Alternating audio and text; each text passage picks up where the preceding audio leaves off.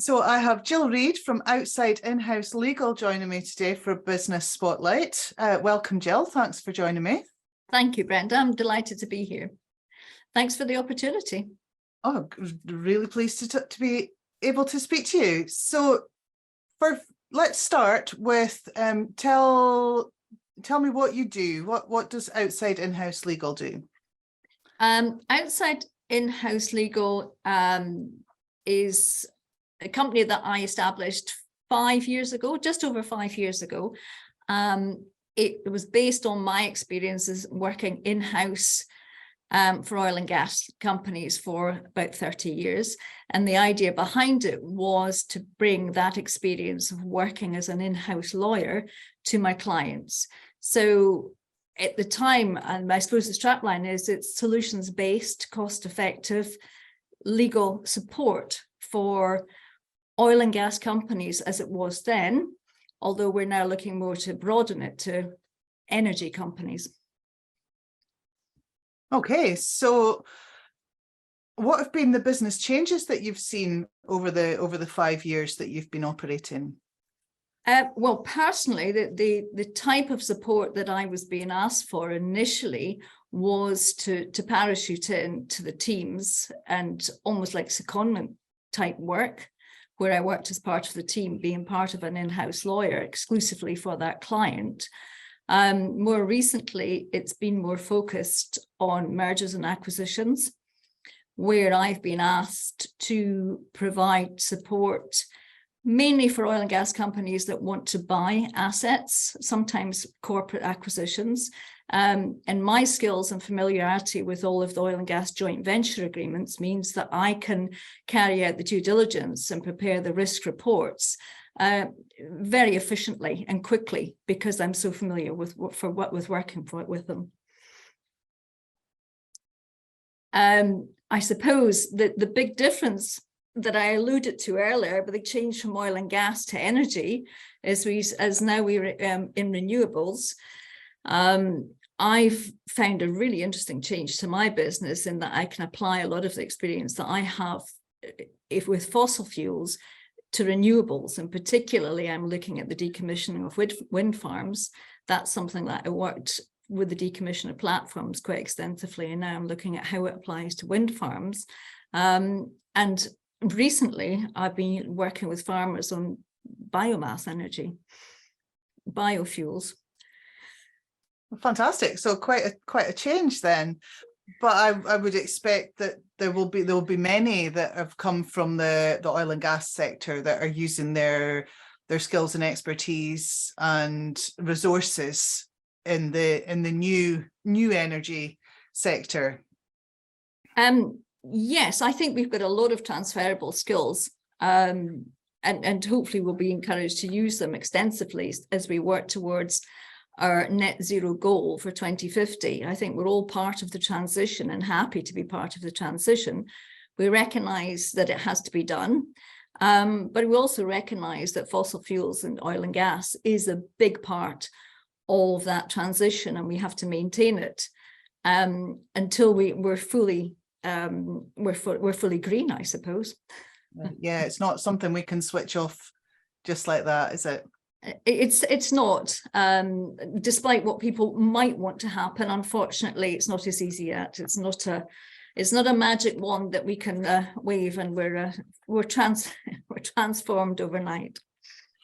So what about the future then? What are your aspirations for the next 5 years at Outside Inhouse Legal?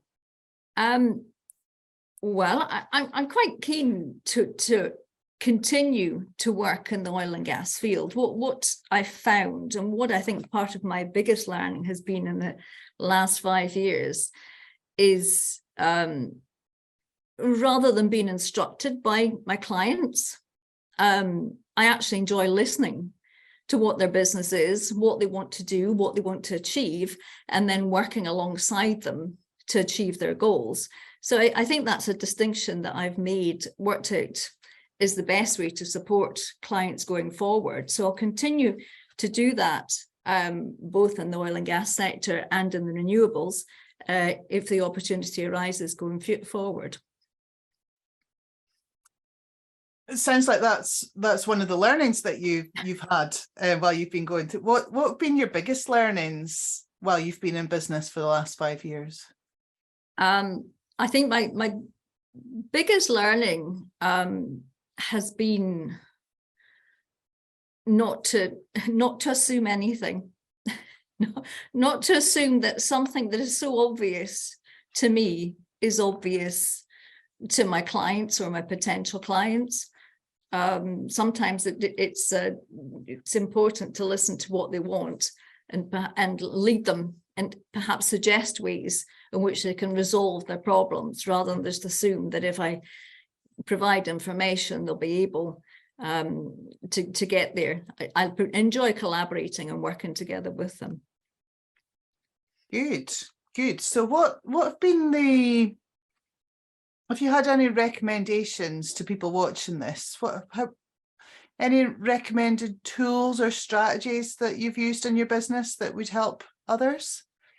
I think to anyone starting off in their business, I think that's the first one. Don't assume anything. I think you have, and don't be afraid.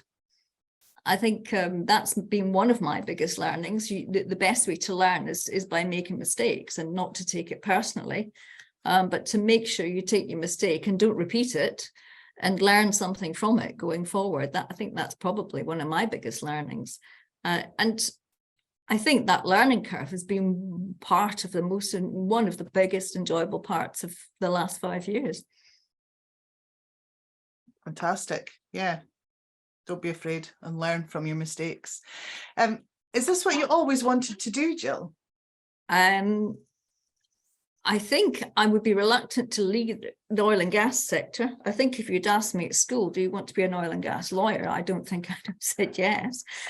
I could probably name a few other jobs that I'd have liked. However, I still have a huge passion for it. I really enjoy the industry. I think the whole energy industry is absolutely fascinating. I enjoy being part of it. I still think I've got a lot to contribute to it. And I find the transition is re-energizing for me. Bringing forward that and helping move things, develop things, transition forward is something that I'm really keen to be part of.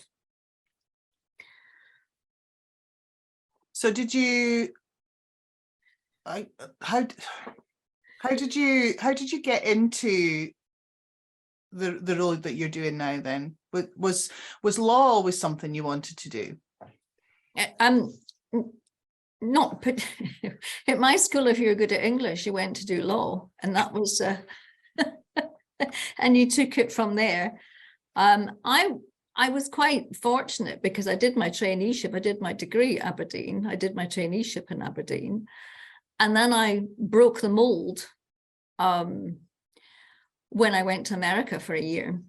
Mm-hmm. And when I came back after a year, it was just at the time the oil and gas industry was taking hold in Aberdeen. Certainly all the operations were in Aberdeen, but at that time, all of the support services were based in London, particularly the legal function was based in London. And it was perceived to some extent that moving in-house wasn't being a real lawyer. It was considered to be unprofessional. So they were struggling to get people to go in-house and to leave private practice. But having come back and broken the rhythm of staying in private practice, I was ideally placed to take the plunge, and I'm never scared to have a go at something new. So that's exactly what I did. And very, very quickly, I knew I had made the right decision. And I've enjoyed it ever since. So it was a little bit of a fluke, but I certainly don't regret it, and I don't want to leave it. I'm just thinking about what you touched on there about the employment situation in Aberdeen when you started out. What are your thoughts on the employment situation now? I think with regard to the energy industry, certainly oil and gas is going to be with us for the next 20 years at least. So those of us that are used to working in the industry will certainly have an opportunity to continue to work and to transfer the skills. I think that's the drive. It's the transition to make sure that whilst we're supporting the oil and gas and the fossil fuels, as we reduce our dependence on them, that we transition over. And I'm really keen to be part of that. So, but am I right in thinking that there's a difficulty in attracting new talent?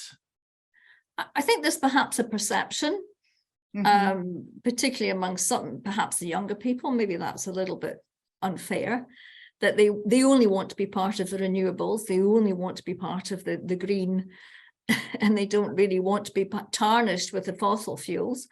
But what I would say to them is to encourage them to come and join the oil and gas industry and transition with us. We're all going. So come and join us and pick up, I think, quite an extensive learning base and transition forward. That's how I would encourage them to join it, because there's a huge learning base in the oil and gas industry that will be invaluable to the renewables section going forward. Yeah, very good message there. I like it. Come and join us. I've been there too. I've been there too.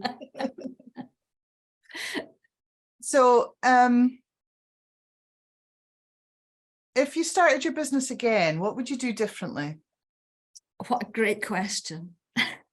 If only I had known then what I know now. Oh, hindsight's a wonderful thing. Yeah. I think the biggest surprise to me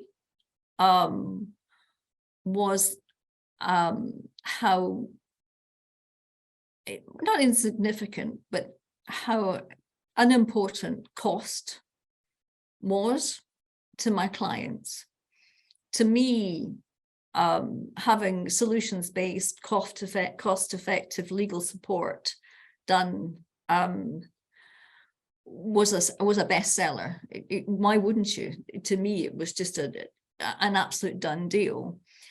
I think that the caution there is, again, not to assume that what is so obvious to me to assume is the same applies to my clients or my potential clients. And I think that was a mistake I made, that I assumed that because I thought it was a good idea and because it made sense to me, that it would make sense to them.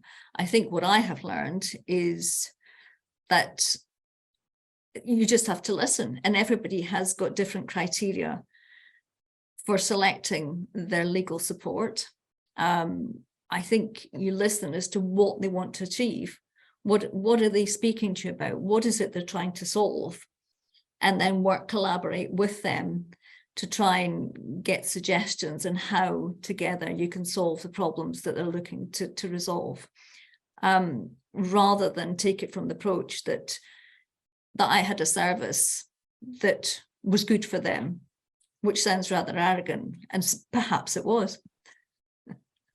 I'm sure there are many business owners who have that realization that, yes, that just because they know they've got a good service doesn't mean the customer knows. So yeah, so you were marketing on price, but actually your customers were interested in benefit and value. Yes, and for some, price was important, but for others it was a lot further down the priority list. That's very interesting learning. That's really good. So just to finish up, Jill, what would be your takeaway that you want anyone listening, watching to finish up with? With regard to the company, with regard to Outside Inhouse Legal, I would encourage them to come and talk to me about what their goals are, what they want to achieve in the business. I'd be very interested, as I say, I still have a passion for it, so I'd be delighted to hear what their plans are. And if we can come up with a solution together and I can help them in any way, I would be delighted to do that. And where can they get in contact with you?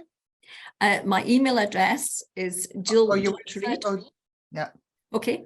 The guy will cut that out. Okay. I was going to say, what's your web address? But it's not live yet, is it? No, hurry up. Okay, Watch well, this space, coming soon. I'll start that part again. So you can find Jill at Outside Inhouse Legal with lots of information and advice and a listening ear for anyone who wants to talk about their legal challenges in the oil and gas and the transition to green energy as well. So thank you so much for being on the Business Spotlight, Jill. Well, thank you very much for the invitation, Brenda. I thoroughly enjoyed it. Thank you.